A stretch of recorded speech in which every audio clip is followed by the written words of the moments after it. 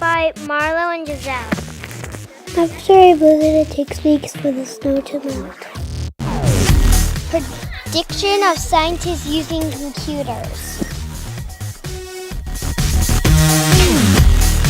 Snow can be over 20 feet tall.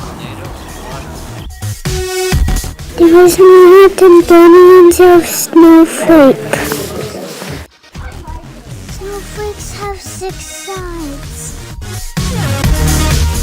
In America, blizzards happen in January, February. This is a whiteout. Blizzards are the most powerful storms in nature. It has to be under 32 degrees to snow. Thank you for watching.